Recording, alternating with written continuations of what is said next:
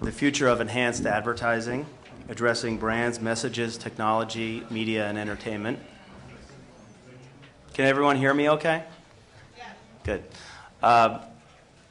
All of which are individual topics that we could probably send separate panels discussing, but today we have about an hour and 15 minutes to try to address each one of them. And fortunately, we have a great group of panelists here who deal with all of these topics on a daily basis. But before we start, can we just get a sense of who's in the audience by show of hands? Advertising agencies? Anyone? Advertisers, brands, companies representing brands? Any bankers? Lawyers? One. Press? One. Two. Okay, great. I don't know what everyone else might be, but we'll assume they're other for now. Before we kick off, what I'd like to do is just ask each of our panelists to give a brief overview on themselves and the companies, and then we'll head into the questions and try to address this interesting and open topic that we have. John? Great, yeah. John McCarris, VP Group Director of Brand Content at Digitas, the digital agency. And I head up a brand content platform that is currently being formed. We're dedicated to the use of digital content through partnership, through original content development, and in partnership with our clients to, in essence, transform the digital space in terms of messaging and communication. So, hi, I'm Chet Fenster. I work for Media Edge CIA, which is a global communications planning company. I run their entertainment division, which is primarily a content creation unit. We create content for brands such as AT&T, Citibank, and Macy's. Those are some of our big clients. Hi, my name is Xavier Kochar. I am part of an organization within the Walt Disney Company known as Corporate Alliances. The group sits atop the company, atop its four divisions, and it is my job to go out and deal with folks like yourselves, consumer B2B brands, for the purpose of doing large, broad, multi-divisional, multi-group strategic and corporate alliances within the company. I represent every asset of the Walt Disney Company and try to piece them all together for external partners. Hi, I'm Brian Marin. I'm the CEO of Retail Entertainment Design, RED. I guess our main core competency is that we create high-level creative in-store media. We also do licensing of content. I have the world's largest pop culture video library available in a business-to-business model. So I've got 65,000 music videos, graphic designers, editors, etc. We're delivery agnostic. We provide that content on all platforms, from a 250 square foot screen at Hollywood and Highland on the Virgin Megastore to on a cell phone. We have 11,000 business locations that we do the in-store programming for. We're online as well as in 2.5 million homes in the country of France, where I'm providing 35,000 music videos as the kind of on-demand MTV, if you will. Great, thank you guys. Let's start off, for the benefit of our audience, trying to define what exactly is enhanced advertising. What does it mean? How is it used? Brian, you want to take a shot at that? Sure. Yeah, I didn't look for the standard definition there. I tried to look for the definition as it applied to the folks in this room, kind of a 201 or a 301 version of it. I called it enhanced advertising is the art of providing the right content to a targeted audience at the best place and time. Because of this approach, we found that advertising, which I like to call brand building, has really become more effective, affordable, and beneficial to all the parties, ultimately to the end user. So the whole idea between enhanced advertising is that it's narrowcasting versus broadcasting. It's relevant versus sometimes relevant, I guess. And I like to say that that enhanced advertising creates a lift in sales compared to showing you a different CPM number or a cost per thousand. Enhanced advertising, it seems like in our group, in the creative side, everyone always brings up the Minority Report. You know what I'm talking about? The mall scene, where our favorite Scientologist is, Tom Cruise is walking into the mall, and he walks into the Gap, and I think he'd like stolen somebody's eyeballs or maybe their contacts. Was it one of the two? It wasn't his eyes that was registering, and the whole idea behind the device or the experience was that the Gap would know exactly what he bought last time he was there, what he wanted to buy today would be recommended, and it was customized. But because he'd stolen these eyeballs, it failed to work, because he was now, the Gap was saying, welcome back, Mr. Yakamoto. And he's like, what? Oh, that's right, I stole the eyeballs or whatever. So he thought they were somebody else. And I don't know exactly what my point is, other than that enhanced advertising. There's good and bad that comes from it, but I think that the direction it's going right now is going to truly be beneficial to all. And it's not baby steps, or we're not just trying it out right now. I believe that we're there.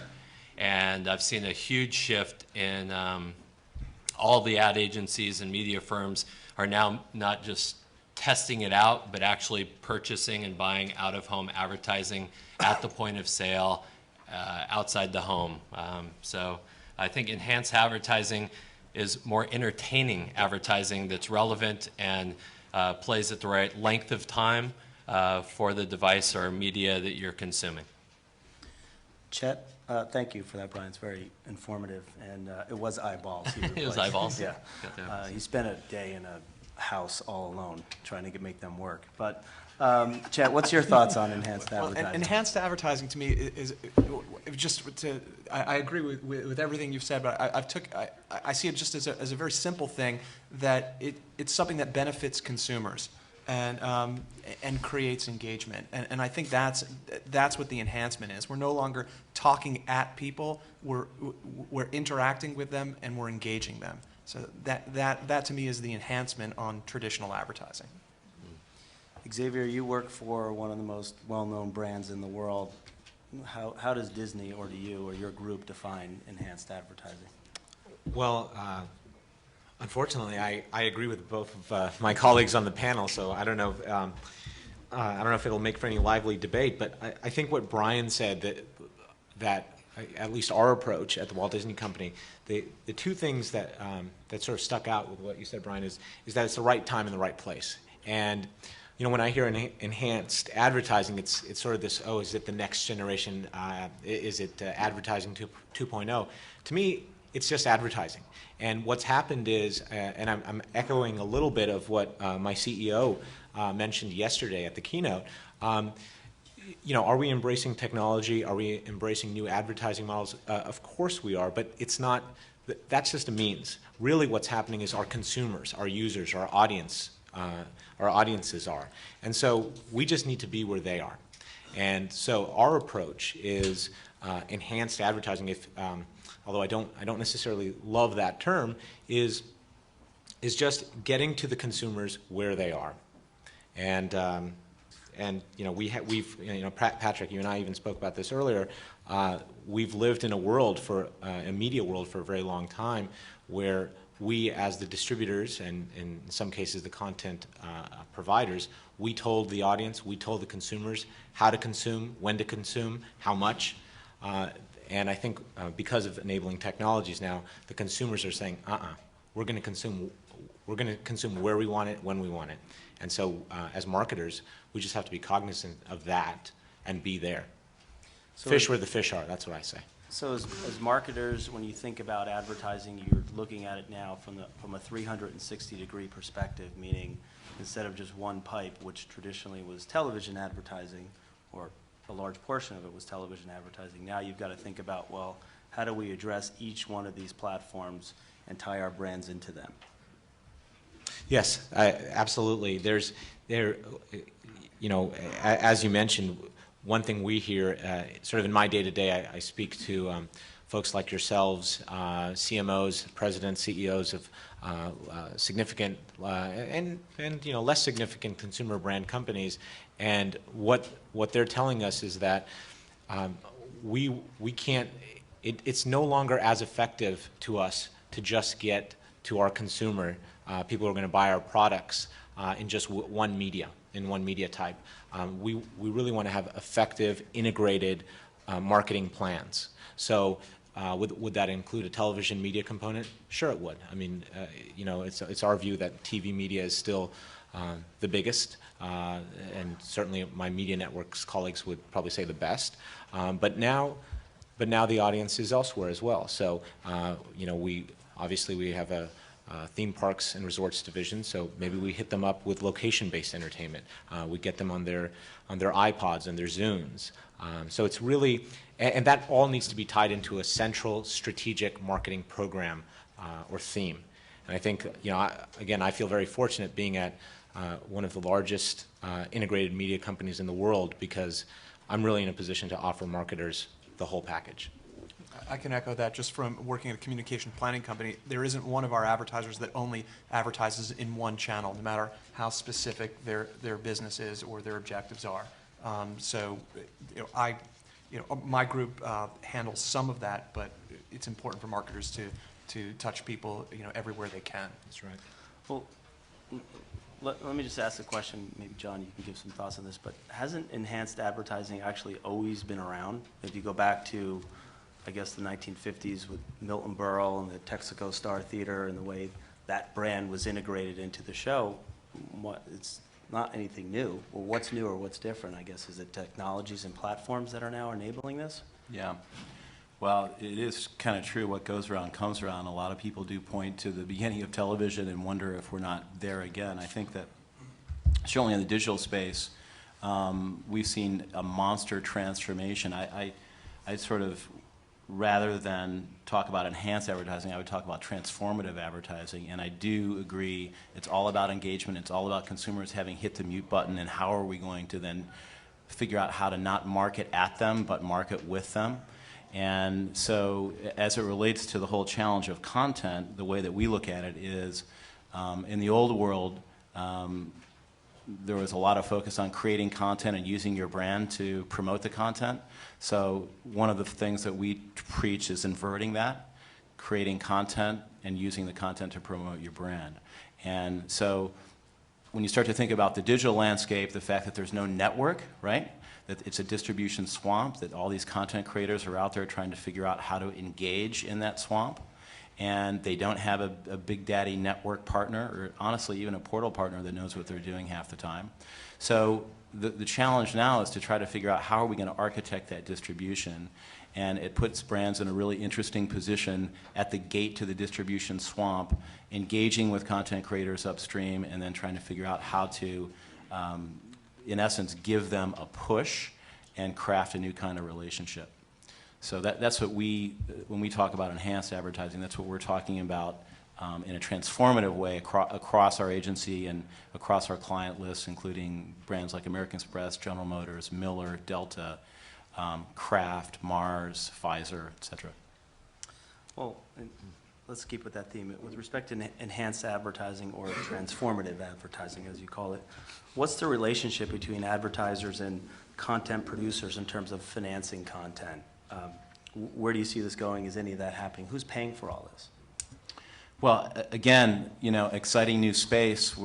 If you look at the traditional branded entertainment world, where there was a monster cost related to production if you were a brand and wanted to engage in sponsoring a television show or being integrated in a property like that.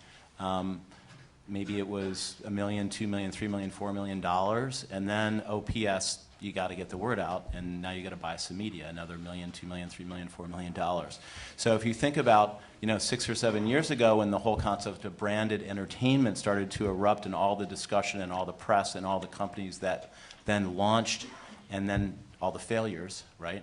A lot of it is because the equation wasn't really sensible. So I think one of the interesting things about the web is that now you have production costs dropping, and you have distribution costs dropping, doesn't mean everybody knows what they're doing because it's still a wild, wild west, but what that means for financing is that content creators, instead of going to networks and trading their rights and their access to IP in return for production ability and distribution, are now saying, hey, I'm going to finance this myself, or I'm going to go to Silicon Valley or Sequoia Capital or whomever, and all I got to now do is figure out how to distribute it. And so I think, honestly, the web is transforming the whole financing landscape and stripping the network of their financing power.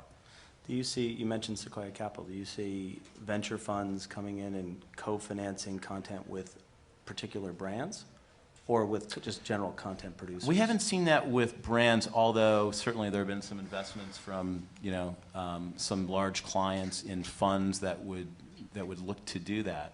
But I think that the bottom line is that the money is no longer tied to the distribution, right?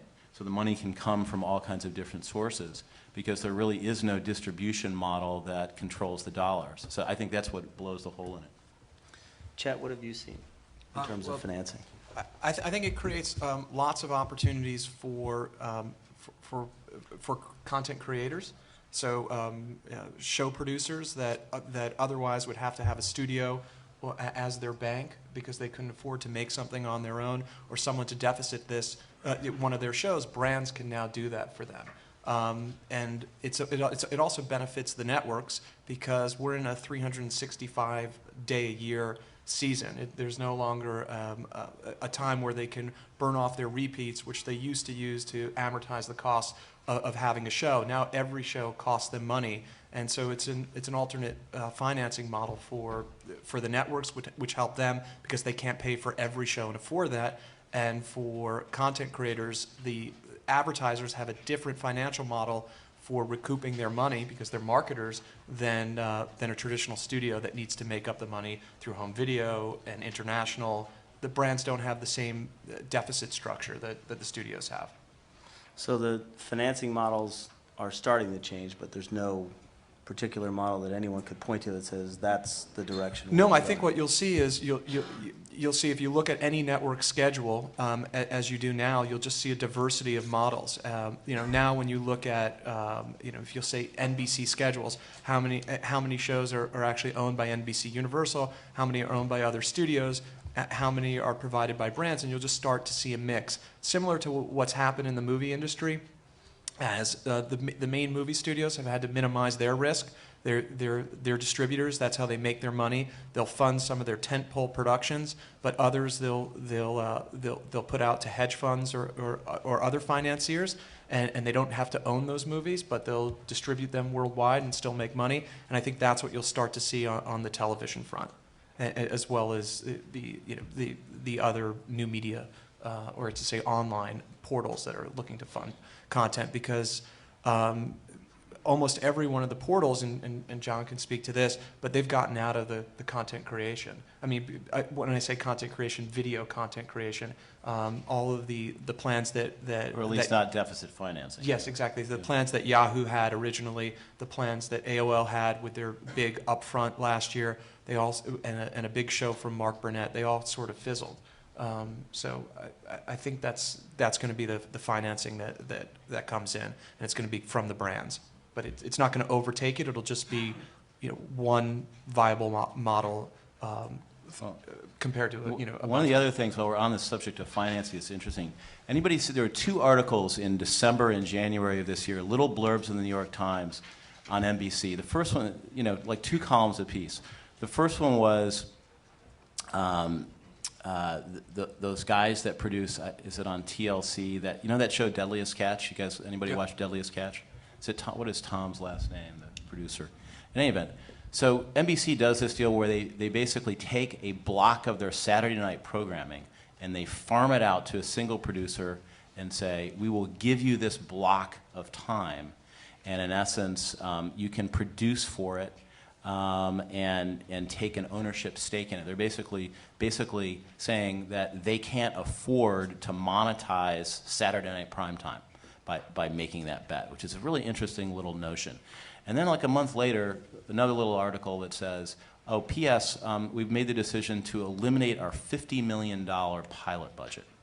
Okay?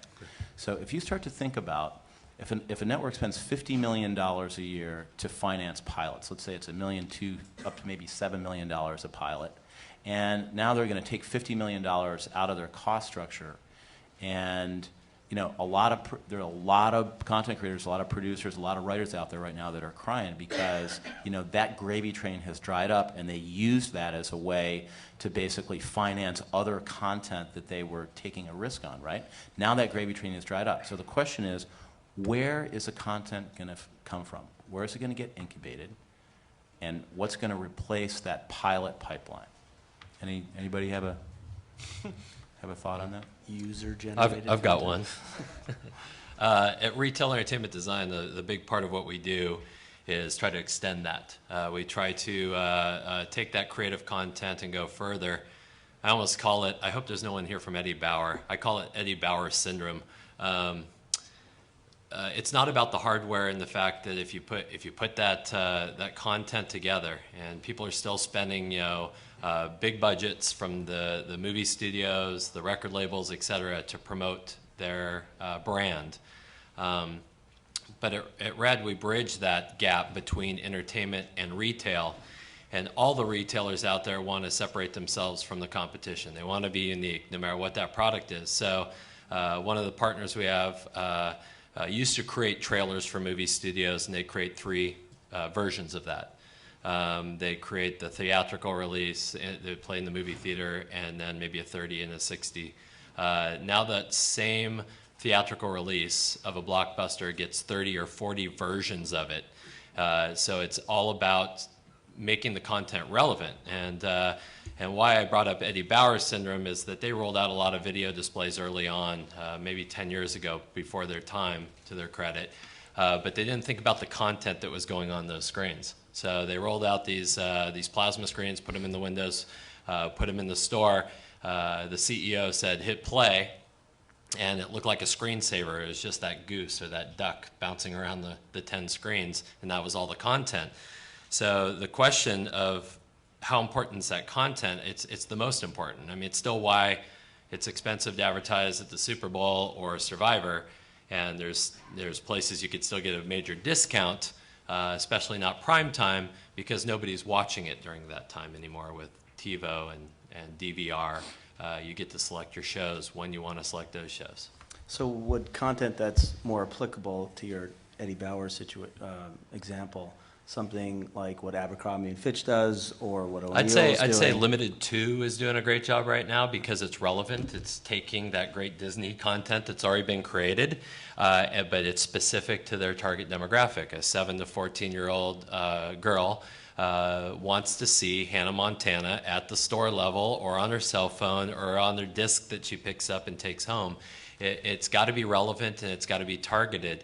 And that's the power of it. The volumes of content that are out there in MySpace or YouTube, it's just the production quality that's not great. I mean, we all go sit on YouTube every once in a while and experience, the Mentos Pepsi thing or whatever, and it's fun.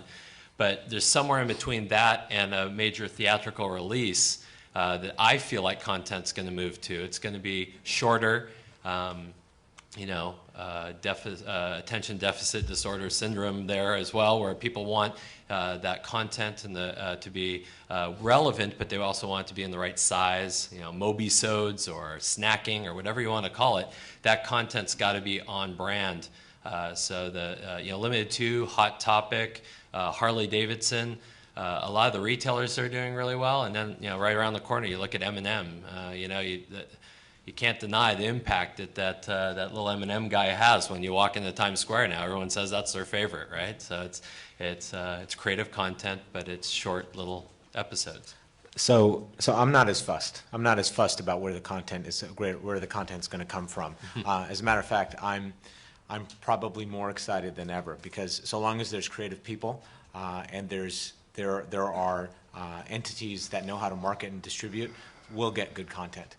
I believe in the markets, I believe in consumers, and perhaps self-servingly, I believe in media companies and studios to deliver and turn something that might be a good idea into a worldwide phenomenon, like a Hannah.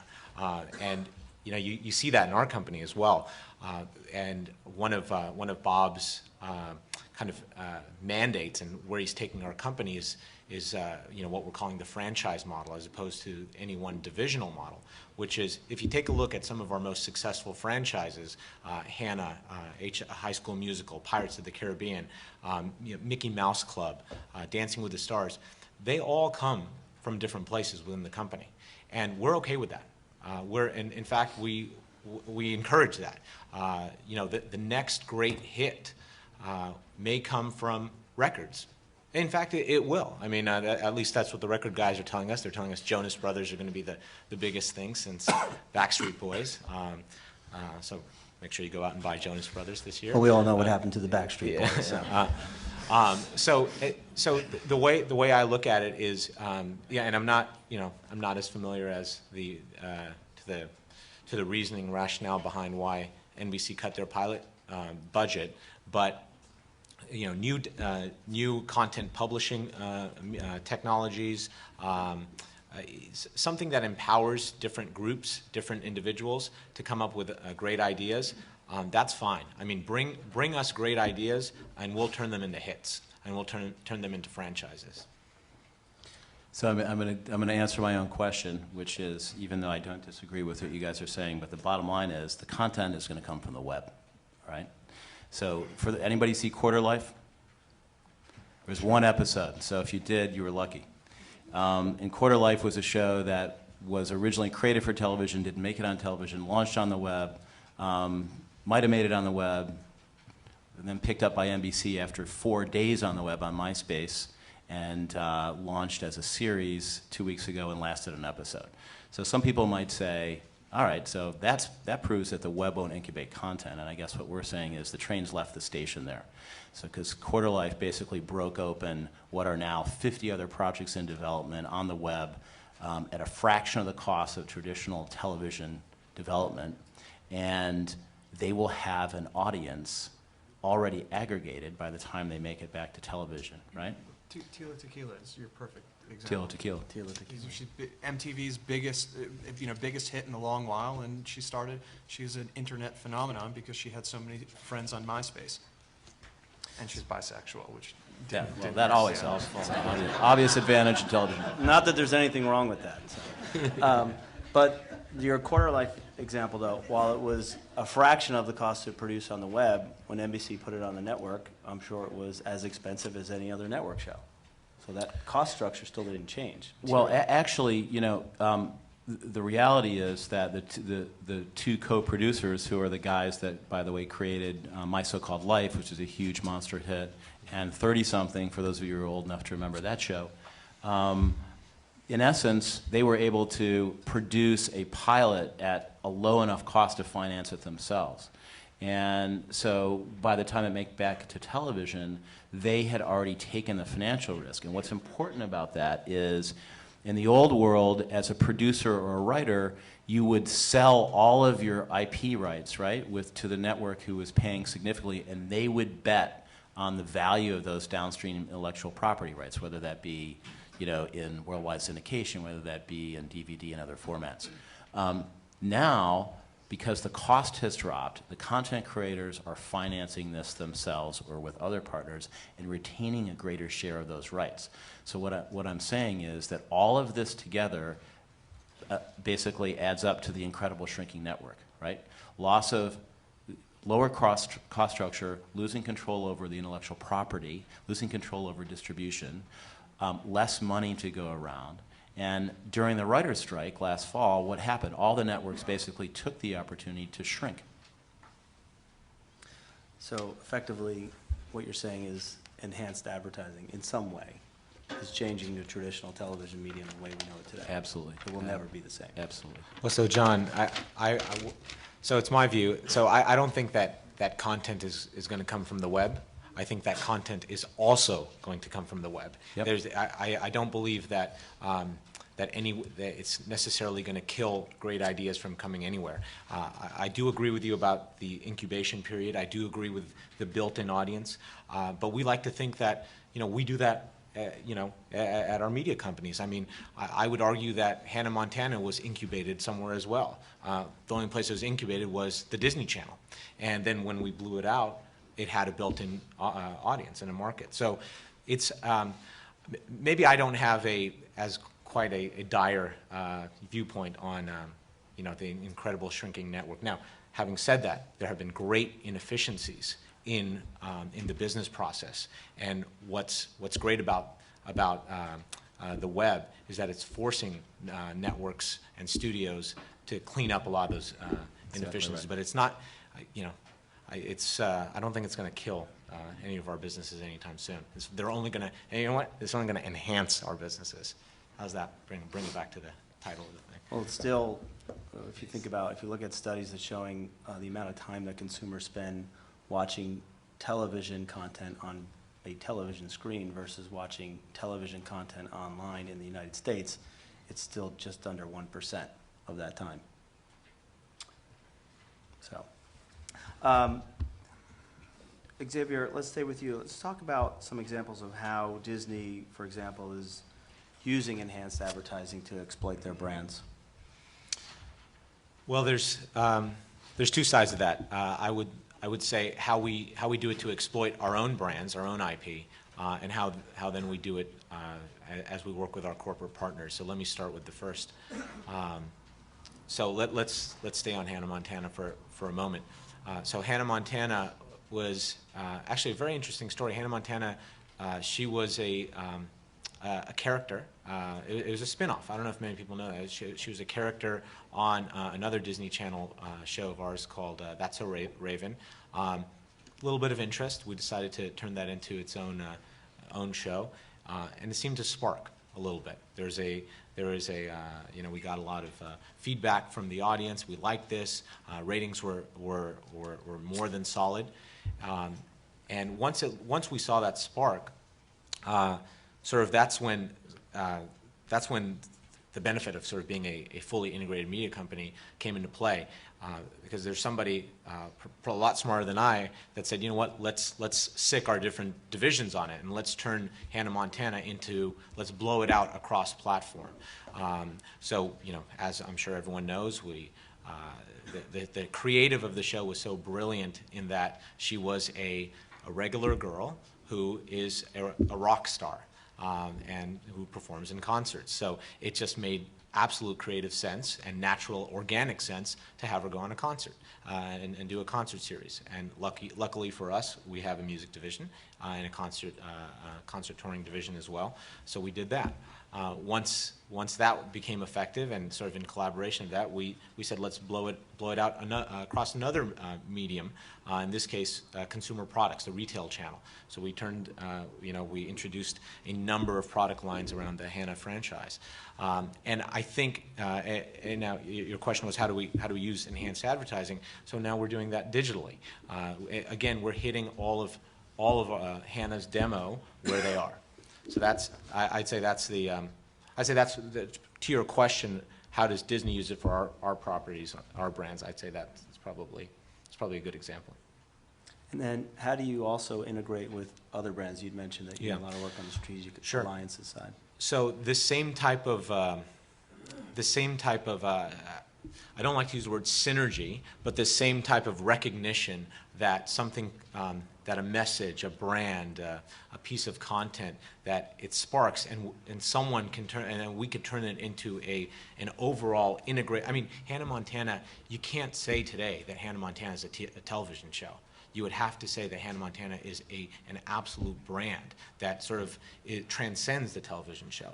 So what we're hearing from marketers a lot, and what my group gets is, well, listen, can we tap into that as well? Can we tap into the ability to work cross-divisionally, cross-media, and let's say turn something that which might have been just a media buy on ABC, or might have been just a promotion with Disneyland or Disney World, can we turn that into really a 360-degree, fully integrated marketing message wrapped around a central theme or a marketing program? So that's what we do for our corporate partners. So it's really sort of the natural evolution. Once you've built great assets, and once you've built a mechanism to monetize those great assets across platform, it only makes sense now for us to help our corporate partners do that with their marketing messages. Well, how do you balance then between getting the message across for your brand versus your corporate partner's brand?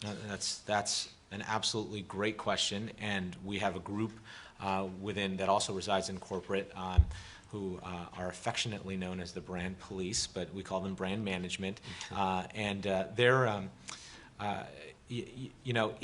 ultimately, I mean, we're not an advertising company. We are, as Bob mentioned yesterday, we are in the business of creating content and memorable experiences. That's it. So that is our first and foremost mandate. So ultimately, it has to fit well. It has to integrate well with our content, with our ability to create great experiences for our audiences and our consumers. But that's not as bad as it may sound, because if you're a marketer, you want to be a part of that. You want to be a part of a great experience. You don't want to be necessarily part of a solely commercial experience. Now, some marketers would argue that's more efficient, and I know, for instance, direct response is one of the hottest areas of marketing these days. But I think the companies that tend to work with us recognize that it makes sense to be integrated with this great experience, with the great content. So it's not as difficult as it may seem at first glance. Brian, Chet, you both work with your own content, other people's content. How do you look at this? On our end, I think that the real need comes back to making that experience entertaining. To tie it back into really even the last question again, I felt like that advertising at home would have been the follow-up, what would have come later in time compared to advertising at the point of sale. I really think that now, today, there's a lot more advertising out of home because of devices, because of other things. But the reality is that there is great content out there, but it depends on how you're getting that content and what relevance that has to the application. So for Virgin Mobile, for example, we're shooting 10, 20 artists in high def, multiple camera shoots, mic'd, where it's an artist interview followed up by maybe a custom acoustic set that plays only online for Virgin Mobile. It doesn't play on their cell phones. It plays online. And to me, it's trying to find the right mix that takes you across all those three different video common platforms. At home works prime time for advertisers. So those folks who raised their hand in the room that were ad agencies, I know we have to keep those dollars that the customer is already spending in advertising with you, and we need to expand that. But the obvious logical place is in all that time that people are not watching TV during the day and being where the people are, which is out of their homes and out and about in the workplace and in the community. And that's happening now, finally, so thank you. But it really needs to happen on a much larger scale, and the networks are built and ready for you to make that investment, reaching those customers at the time when they actually have their wallet out, or their checkbook and their ATM. They're ready to shop. Chet? Yeah, what's the question again? Oh, the question was, how are content companies using enhanced advertising as ways to exploit their brands across platforms and devices? Oh, okay, great. Well,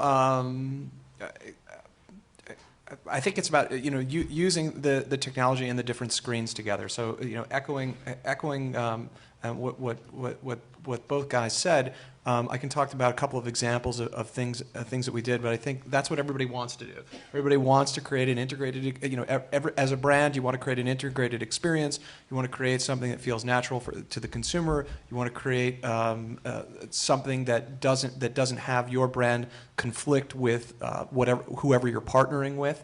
Something that we did for AT&T this year was with the BCS games, with the Orange Bowl and the and the Fiesta Bowl and the other BCS games, we ran on air and we had a sponsorship, but we also had a mobile application that you could download and actually play along as if you were the coach of each of the teams. And so it was a downloadable app. You got it through a short code, which was mentioned on air, and then you would go and you would play along, and then you could text your friends and get them to play in your group, or you could play against everybody else in the country, and you get a point tally as you go. So that was a nice way to have an on-air experience. And then if you wanted to continue with a mobile experience, it was also available online. You could, and it was all wrapped around one sponsorship and one idea. Does that kind of answer it? Sure, but what does the sponsor get out of that? Oh, the sponsor gets a deeper level of engagement. They get a consumer that doesn't just see an ad pass by them, but the consumer, to your point, Xavier, gets an experience out of it. This is an experience that was enabled only by this brand. So if you're talking about one of your partners with Hannah Montana and they've let someone come to a concert, or they got to buy something special that's only available in that store, here I'll pimp for your brand, because I know lots of people at Disney Channel that work really hard on this stuff. They're enabling the consumer to get something that they either would have paid for, or better yet, they couldn't have gotten no matter what. And that's a positive experience that's associated with that brand that our users, our audience, will then ideally reflect with sales or other. So then what it boils down to, consumers, or advertisers, I should say, or brands, are looking for ways to enhance sales and get a better return on their investment. Sure, and different brands have different objectives each time. Sometimes it's just about promoting the brand if it's not a big brand, or it's not known in a certain demographic. So sometimes it's just about enhancing the brand or creating a brand halo. Sometimes it's directed specifically for pushing sales, whether it's online or in store. I mean, as you would have with point of sale. So I think it depends on the objective. Would be the way that you execute. John, you've been quiet. Any thoughts on this? Well, first of all, I think that this whole notion of integration is an interesting one, because it's typically something that has been born out of what the largest media share or the largest media partner is, and traditionally that's been television. And so I think what's been going on since we've been talking about integration and enhanced advertising is you do a television buy and then you figure out how to extend it. So let's maybe do something online. And P.S., let's just throw it online because it's free.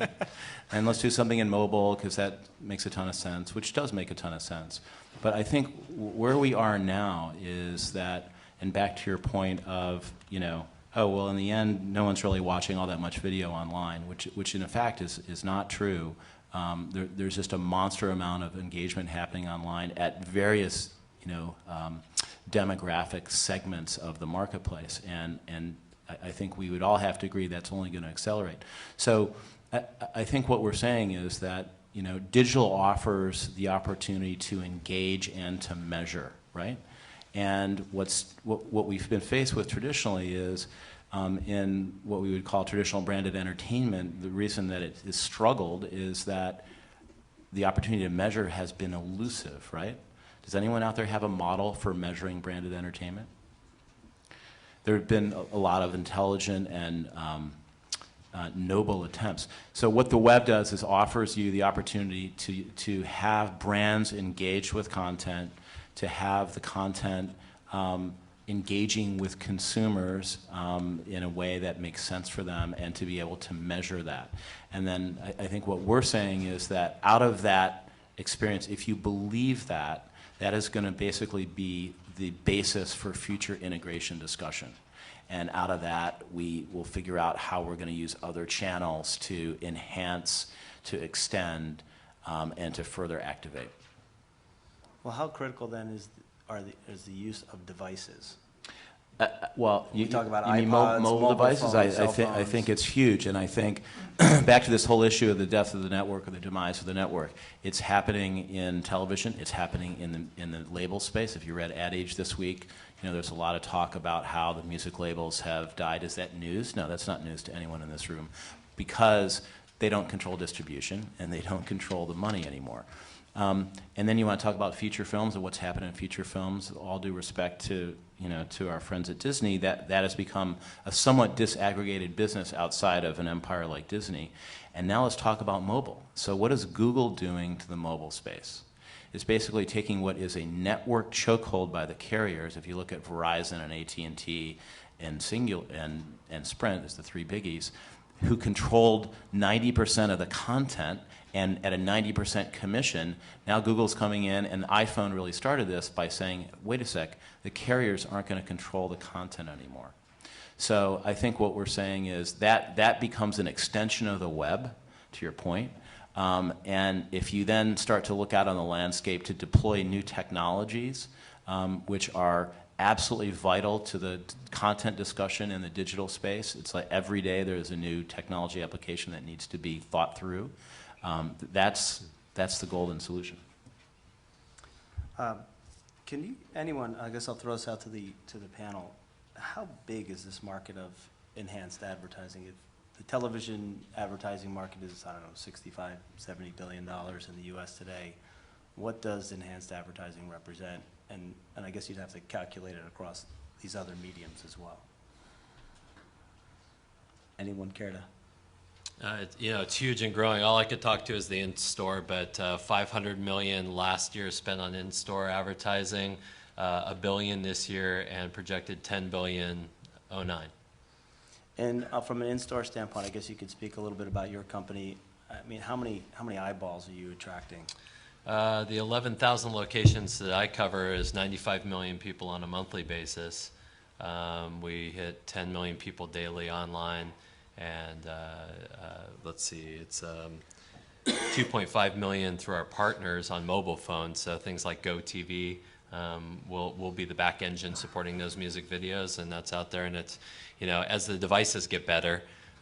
There's a panel about the mobile application next. I think it's up on the 50th floor, but David Thompson from Sony Ericsson, if you want to see what the mobile phones are about to do or are capable of doing right now, it's a good one to go sit in on. Our success of that, 95 million people, that's more people that are being reached out of home than ESPN. Even though ESPN would say they reach a lot more people, it's still at home level that they're reaching them. Beyond that, American Idol, 95 million people, that's still more people than are reaching American Idol are watching the networks out of home. So I think that it's the times are changing, and they're changing quickly. And as it's going to be the people that are going to lead, and then there's going to be the people that follow, but everybody knows we're going there. But do you see then devices more as just using it as a marketing tool versus as a it works great. It's a remote control, I believe. I mean, the cell phone or your handheld device is a remote control that allows you to interact with all these different things. You could be online, but you could also right now we have a campaign running with Rihanna. We just Fergie, Enrique Iglesias, Switchfoot, and Nelly Furtado, where you could actually interact with the screen. You could download the ringtone. Obviously, when you look at the screen, you see the music video, but you could also enter into that brand that they're associated with. So whether it's Nelly Furtado at Steve Madden Shoes, or it's Rihanna at Mandy stores and Vanity stores, the brand benefits because Rihanna's hot and on target to their demographic. But now you could use your remote control or your cell phone to enter a contest to see her last concert in Puerto Rico of her tour, and go get your makeup done with Rihanna just because you have this remote control in your hand. And now, of course, you opt in, and now the retailer has you as their permanent online or mobile mailing list. But it seems to work, and as long as it's relevant and on target. I'm a mountain biker. I want to hear about mountain bikes. I don't want to hear about road bikes, and I don't want to hear about things that are maybe some a toilet paper product or something that it doesn't matter to me because my wife goes shopping for that. So. But can you see using that remote control device then to purchase products directly from that retailer? Well, we know we're, I don't know if we're in last place, but, the United States is definitely close on using that remote control to order products and whatnot. We all have heard, especially a lot of these forums, why we're behind. But it's going to get there. So, and I don't think it's, 2 media summits away. I think it's now. People are starting to use their cell phone and attach to the internet, which makes sense for shopping. And we see that turn is happening again. There's the internet 2.0 or whatever. It's a second round. We're in the middle of it. It's happening. It's starting, and people are using it. And if your cell phone can get you there, laptops are great, but it's the now generation where people want to be able to access things right then and there, and as long as they trust that they'll get the product, they'll use it as a shopping tool. Chad or John, with any of the brands that you've worked with, have you seen any experiments or been involved in anything where the ability to go in and click through and buy into products? Yeah, actually, AT&T just did something with 1-800-Flowers for Valentine's Day, where you could actually click through and order a bouquet via text. So, and you'd have multiple opt-ins. It's still not there, but they're working on it. There are billing issues. You can imagine all of the people don't want to come home and get a cell phone bill the size of their credit card bill. But people are working on it because they're really advanced with that in Japan and other countries where they have RFID tags or other tags in the phone, and people are using it as an electronic wallet, not just by texting or using the data network, but by using the physical phone or something in there. So, and has there been any results in terms of how many people actually clicked through and bought flowers? Any details? yeah, they were happy with it as a test and learn. John, any comments? It's interesting. I can't point to anything that we have in market right now, but there's just a ton of activity and discussion, and obviously the new technology platforms are just fast and furious, and so I think we're looking at all these things, and I think within the next 6 months we'll have something to talk about. Great. I asked the question about how large is enhanced advertising as it represents a portion of traditional television advertising. I get the sense no one's quite sure at this point. I guess it could be viewed as additive, or it's just a portion, it's just part of the spend that brands will contribute each year. But we know it's obvious that we're on the cusp of a recession here in the United States. Can you give some My thoughts? house is on the market, so I Yeah. don't hear you.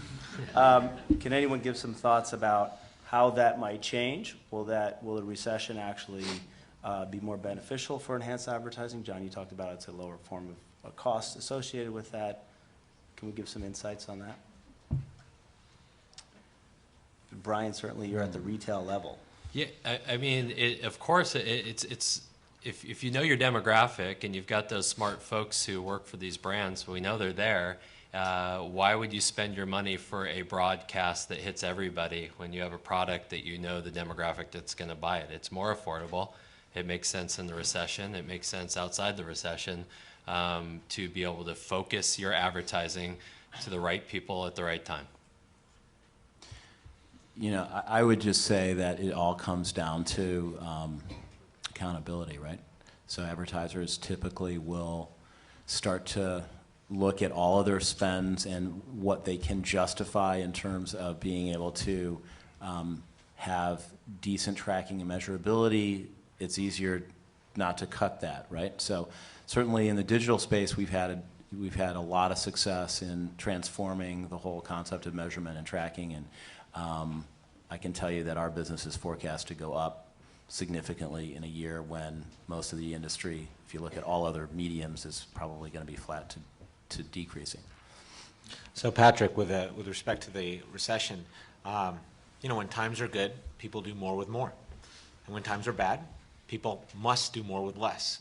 So there's as it relates to enhanced advertising, I think you're going to see some very, very creative deals that are coming down the pipes. Marketers are going to not only ask but demand for their marketing dollars to be used more effectively, use things like out of home, use things like online, but still have it be fully integrated. So there's, and maybe it's easy for me to say, but I'll be really interested to see what happens as we head into this recession and marketers are asked to do more with less, but still have to do it all in a fully integrated way. I think that some really cool stuff will be coming down the pipe. The only other thing is, I think brands appreciate programs and they appreciate the power of the integration. I think those things tend to get saved. If you architect something like that, you have a better chance of it being preserved than if you just are, serving up a pot of spend that can be sliced and diced. Wouldn't you guys agree? Yeah. Agree. Chet, any thoughts on this? Well, I'm not worried about Disney because I know I think during the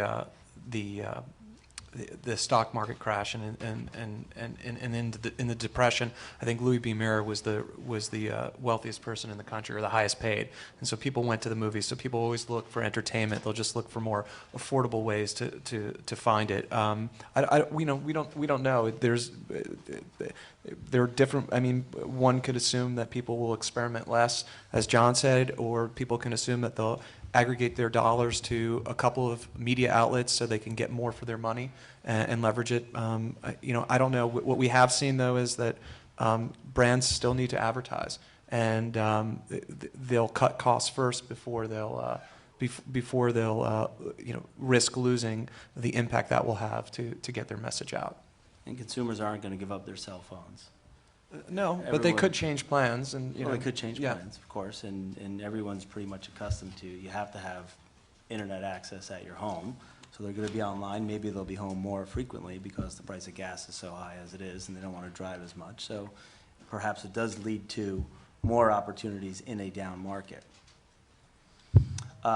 With that, I think we'd like to open up the floor to the audience and see if they have any questions for our panel.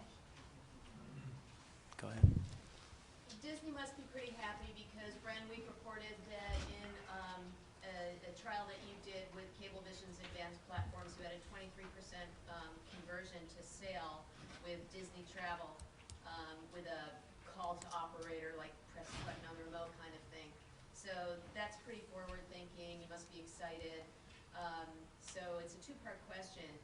How do you all feel about venturing into that space? And also, what are the cool new tactics that are coming out for deeper engagement at retail? What else is possible in that space? You want to take yours first? Go start it up. Okay. Yeah, so we're always thrilled when the press have nice things to say about us. What you'll see at Disney, and I think hopefully you picked up on this from Bob, is there's a spirit at Disney these days, really over the last couple of years, of collaboration, of embracing new technologies, new ways of doing things, and that's just one example of that. We have a number of new technologies groups. We have a number of people within the company that are figuring out new ways to reach the consumer in a very collaborative sense. I think there had been a feeling or a sense at Disney for many, many years that we were the big dog, that we knew everything, and I think we had a couple of failures that Bob had mentioned, and also we had a little bit of a spirit change in the company, and I think now the message is it's like that great John Wooden quote: the only thing that matters is what you learn after you know it all. So we now know it all. So now we're really enthusiastic about working with partners and new technologies so we can really begin the learning process. And on that retail question, boy, they're doing some really cool things. A couple of my biggest customers right now They're publicly held companies, so I think I could say that, FYE, Hollywood Video, the future looks bleak, especially if we're really going to go into a true full-blown recession here. But how they're reinventing themselves right now is engaging or making their product more entertaining.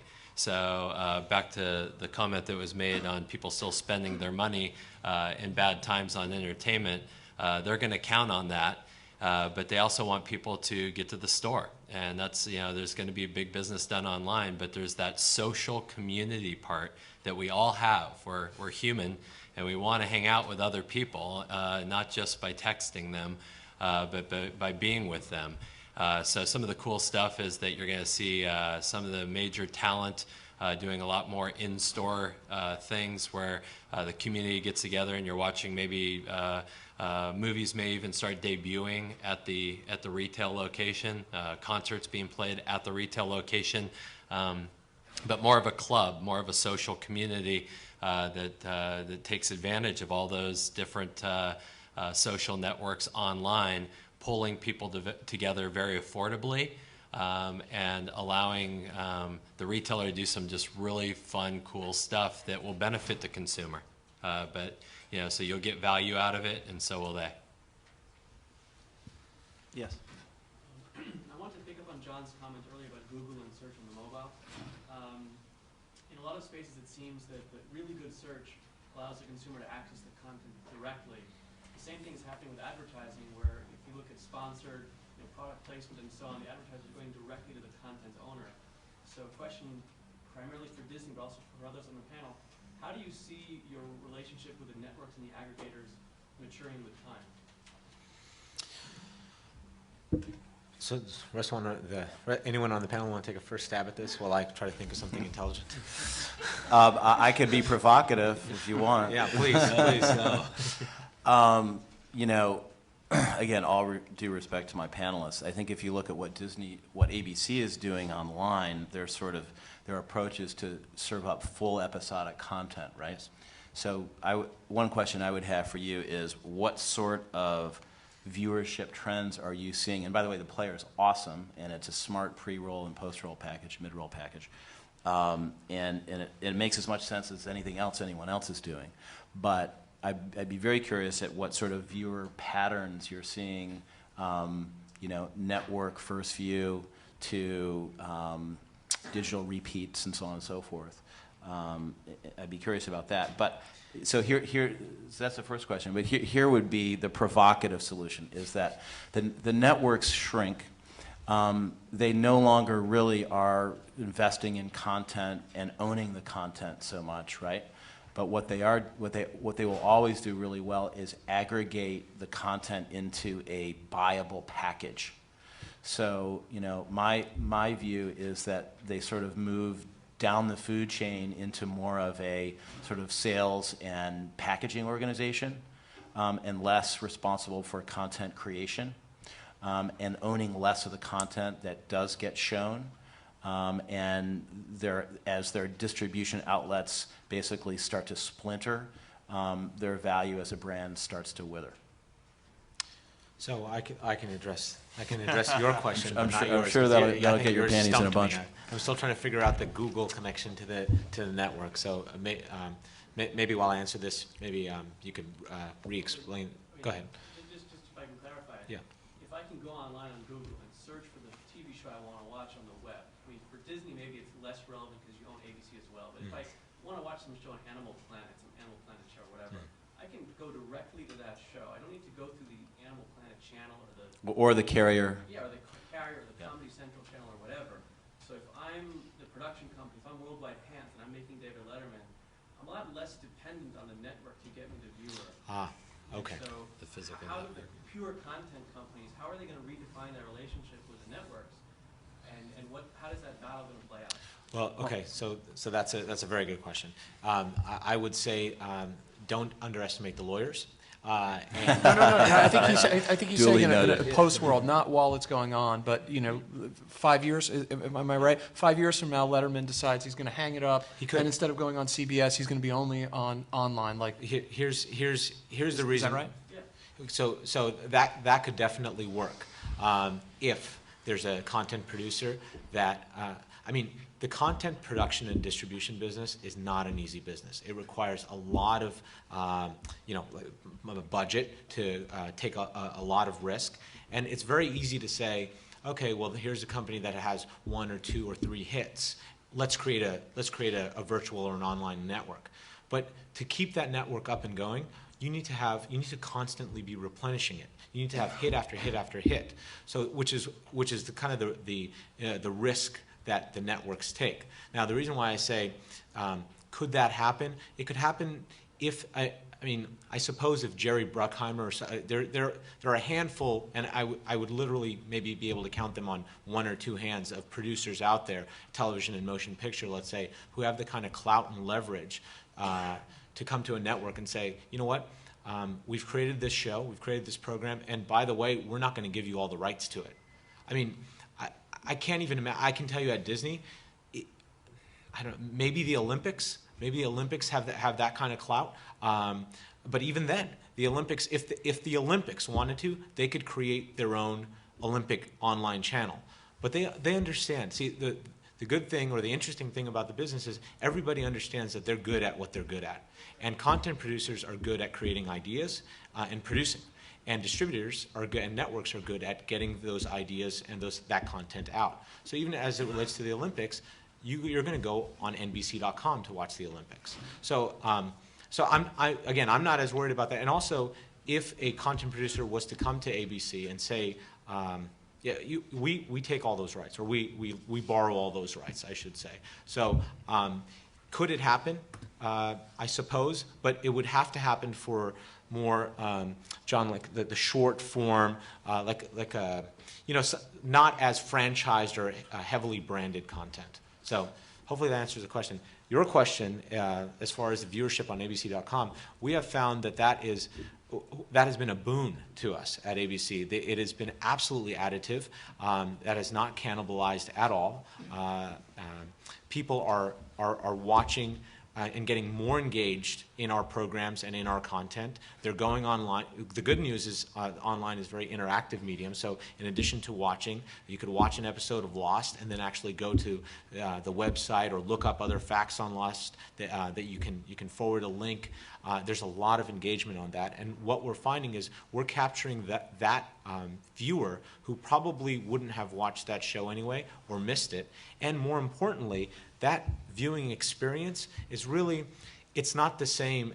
I may watch American Idol, which is a show I love. I may watch a clip of American Idol to kind of tide me over, but ultimately I want to go back to the mothership and watch it on Fox. So But that's different. That's a sporting event. American Idol. It's a It's popular. the largest sporting event on television. Yeah. It's a So popularity contest. ABC. So the viewership. I mean, it's been great for us. It's been great. Now we handle it a little different than some of the other networks, but it's been very positive. I think that Disney actually stated that of the shows that have been downloaded, roughly 70% of consumers who downloaded actually watched the show from beginning to end in terms of activity. Yes. To go to your other point, though, what potentially could happen is that content producers themselves could go directly to the ISPs or your video carrier, your MSO, and have direct relationships with them to be able to download content directly on their homepage sites and on your video on demand sites. And So by you the way, could- you're where the seeing brand that of the already show- with yeah, Comcast. right, where the brand of the show itself is what's identified by the consumer. Now, you could ultimately have an NBC brand there too, or an ABC brand, and all that content's there as well. So there's going to be an interesting development of relationships between ISP, cable carriers, direct satellite carriers. I think DirecTV in the Journal today is getting ready to launch their on-demand service as well. So that whole component is going to evolve, and then the relationship with advertisers will evolve from there as well. That aggregation part, though, of Google or whatever that may be, to pull all that content together, archive it, and keep it, a Time Warner model, is important. It's going to have a huge value in the future. I mean, today's stuff will come back around, and it will be important. It just won't be as important as the new stuff. Go ahead. So I'd like to ask about what does, for location-based advertising, what does that mean to you, and then where do you see that going in the future? So So it's clearly a new kind of enhanced advertising. And I'd like to just get... When you say, give us an example of what you, when you say location-based, like specifically, give us an example of what you mean by that. So basically, we know where the user is in the world, Right. and then we give them advertising based on where they are. Right. I know from, well, I mean, that's your business really right it's a now. mobile- But it's as, a mobile as, discussion. as technology, as, well, yeah, as mobile, that's, Everything, I'm betting on it. I mean, I mean, that's, everybody wants it. yeah, when it's marketers relevant. want it, and even when you're not talking about mobile and you're just talking about addressability in the home, people want it. So, back to your point, the more measurability, the more specific you can do that. The challenge becomes just having the creative that can target it, because right now advertisers, it costs them a lot of money to create ads or customize them. So as the cost of changing out those ads come down, or they can dynamically serve those ads so that they're specifically targeted to Mr. Yamamoto, or instead of Tom Cruise or whomever, that's going to do it. But yeah, people want it, they know the value of it, and people are going to charge for it. And there seem to be two emerging solutions. One obviously is the GPS-based solution, which is probably what you're referring to, right? Or Chad? triangulation. Triangulation, and the other you referred to earlier is the whole notion of outdoor signage or messaging that's tagged, that then can communicate with your device and serve you a message if you're actually there in the vicinity. So I'll give you an example of location-based advertising that is that's very experiential, and that marketers well, let me give you the example, and I'll back into why we did and why it makes sense for our corporate partner. So General Motors has been a corporate partner of ours for many years, and they and we had a wacky idea, which was let's create a General Motors attraction. Let's create a ride at a theme park. Let's marry what Disney's good at, which is creating great experiences, with what General Motors and its brands lend to, let's say, a car ride, which is credibility. So what we did was we created an attraction at Disney World. I don't know if any of you guys have been on it. It's at Epcot. It's called GM Test Track, and it's done just top notch. The idea being behind, the car companies take their cars on test tracks, make them go through heat and cold and fast and brakes and all that kind of stuff. So it's kind of a cool experience for our guests. But we have a great, what we call pre-show when you're in the line, and a great post-show that is all about the process, the car testing process, and obviously about the GM brands. And so what happens is the ride shoots you out into what's ostensibly a General Motors showroom. And so I think, all right, that's kind of cool, location-based advertising, I suppose. That showroom has no salespeople. It just has cars. And I had an opportunity to check it out again last week, and it is amazing. Consumers go up to these cars, they go inside, they take pictures. These are just cars. These are literally just cars, but because it's in this environment, they're taking pictures. And then they go into this kiosk. And this part is crazy. They register, and they send their information to General Motors, and for whatever the brand is, Chevy. That has been the #1 sales generator for General Motors, more than any other dealership in a year. So that's the kind of thing where you really integrate that. I mean, talk about enhanced advertising, integrating experience and location-based entertainment. I thought where you were going with this is just that, I'm sorry, that there are screens in cars as well. So when you were thinking about mobile, it's just, how many cars now have navigation systems, or I thought you were going to go with OnStar. So as more and more devices get connected to a network, and that might not be your phone, that might be a digital camera that you can upload things to, or whatever, that creates opportunities to reach people, and advertisers want to reach people. I think we have time for maybe one more question way in the back there. Yeah, you guys were all talking about integrating content across multiple different media platforms. What types of innovation are you seeing in integrating advertising across multiple different platforms? So if you've got a Disney show that's coming out in theater, on TV, at the theme park, the advertisers that are associated with that, are they also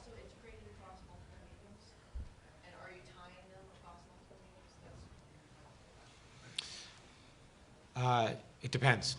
It depends on it depends on if we can see one of the challenges with working with marketers and advertisers is that, especially in this environment, is that their needs change very fast because their consumers aren't sitting still, and oftentimes it's very campaign driven or seasonal, and to fully integrate something wrapped around a central marketing message can take some time. Now, having said that, if we know that if it's a campaign that's going to be longer running, that's maybe a bit broader, then we do that.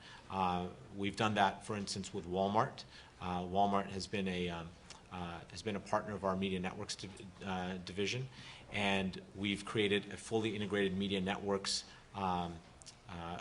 integrated along with our content Media Networks plan, online, mobile, FSIs, in-store, all wrapped around, in this case it was the Mickey Mouse Clubhouse. So that's an example of that. But we tend to, that's the idea, that's the goal. That's why we're having this panel, in my view, is because I think we're headed to that world, and if we can encourage advertisers to say, look, you know what, don't think of it as a media buy, as a one-off, and then, oh, by the way, should we activate this media buy, or should we have our own ads running on television? Should we maybe buy around the content that we're working with Disney, and really come up with a fully, like a central message? But the Walmart one was one example, but I defer to my panelists here. Right, well, I noticed in the audience there's Chris Gumas back there of Access 360 Media.